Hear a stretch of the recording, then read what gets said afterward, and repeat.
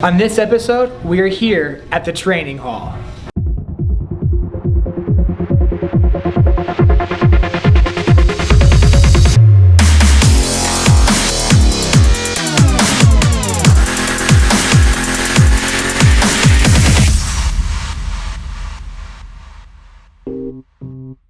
Hi guys, I'm Matt and I'm here with Odd Haugen.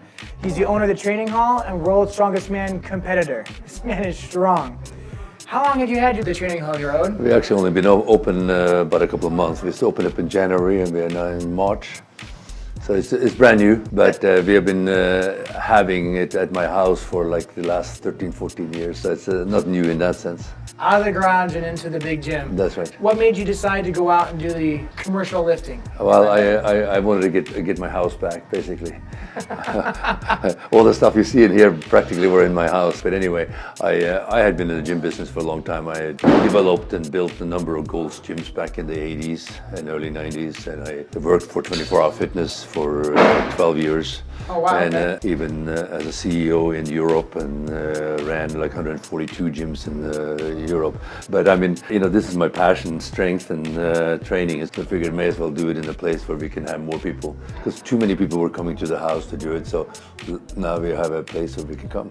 And it's great for powerlifters, great for Olympic lifters, and we have a bunch of those guys already here. And great, of course, for strongmen and mass wrestlers.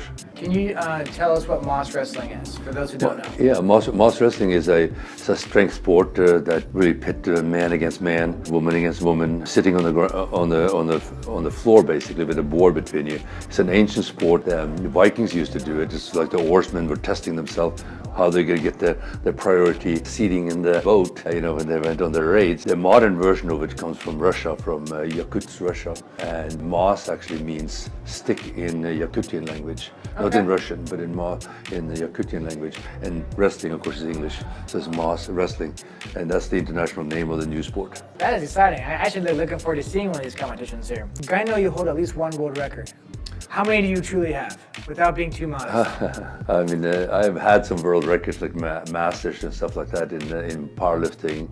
Strongman, we don't really have records, but I do have now officially the Guinness World Record in lifting the inch dumbbell 63 times this last month at Arnold's.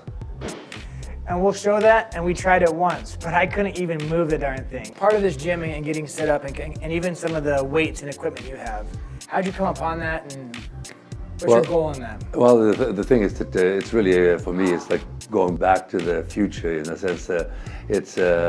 It's something I've done when I was a teenager, actually, back in Norway. I started a club that we had powerlifting, weightlifting, and bodybuilding. At that time, there was no such thing as strongman, but we had all those three sports, and that was in 1967, if you believe that. I started a club, and it still exists.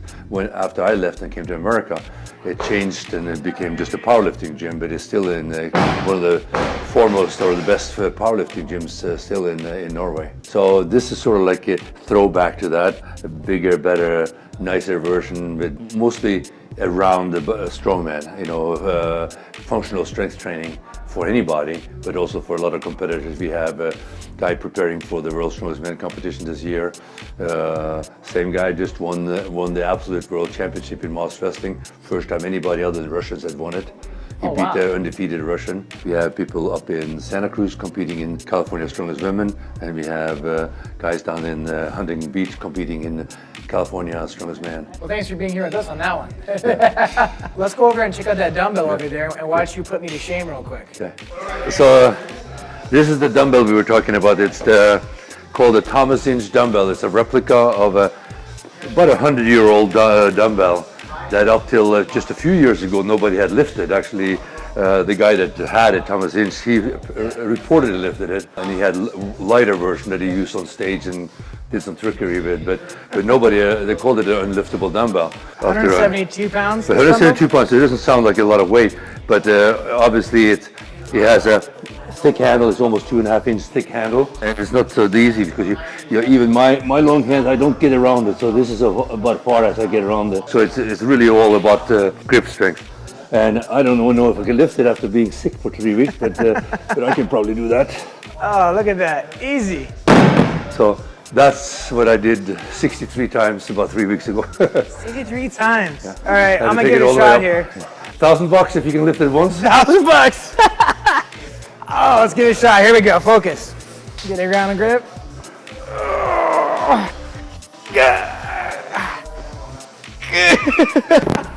He did that with one hand. That is crazy. Oh my gosh. We have these stones that we just acquired these, but these are actually loaded with plates inside. So just like a barbell, we take it apart. We have tools to put it apart, load them up to whatever weight you want to. The small one started at 100 pounds, big one is 140. You could probably bring the small one all the way up to about 300 pounds, and the big one we can probably get up to 400 pounds. Oh, thank you for having us at your training hall. Thank you for being here, guys, and thank you for watching another episode of Pumped.